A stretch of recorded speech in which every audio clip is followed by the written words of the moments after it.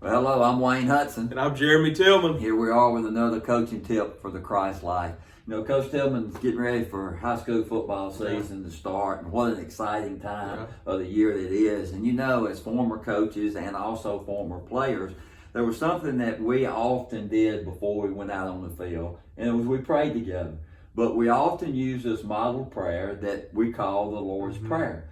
But I'm not so sure that we did a very good job teaching exactly what we were praying and what Jesus was teaching us about praying in this prayer. So it's okay if we just take a look at this model prayer. You know, in Matthew chapter 6, beginning with verse 9, it's a conversation about prayer, and Jesus says, pray in this way.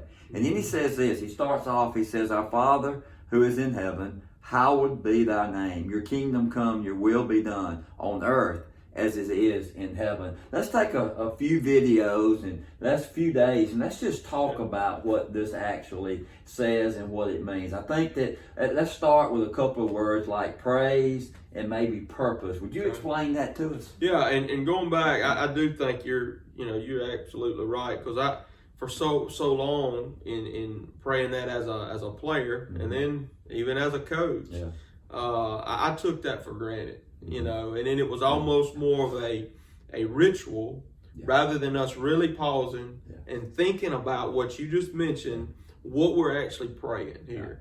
And you use the two words praise and purpose, and you know, right out of the gate, Jesus says, pray like this: Our Father in heaven, hallowed be your name. Wow. And so, man, what we're doing is we're reflecting on the relationship that we have with God our Father. And when we begin to think about that, it puts everything into perspective. Yes, who we're actually communicating with. We're communicating with the God who put everything into motion. And sometimes I have to be reminded of this.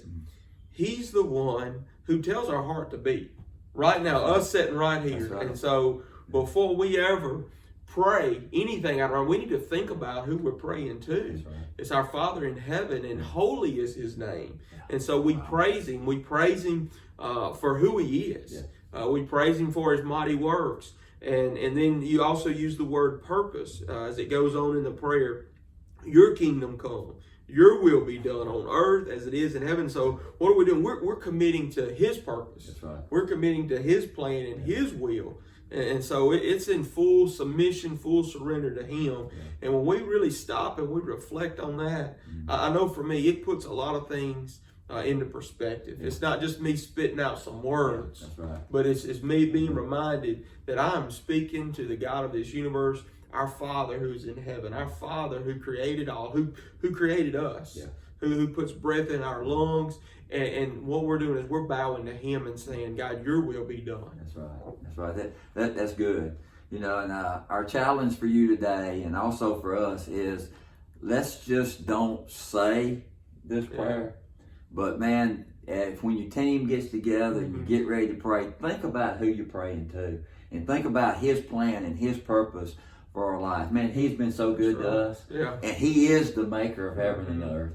And we need to remember that he's holy and he is the one that gives our life purpose. Man, we hope you have a blessed day. And the coaching tip for the day would just simply be, let's don't just pray. Let's remember who we're praying to and what he desires to do in and through our lives.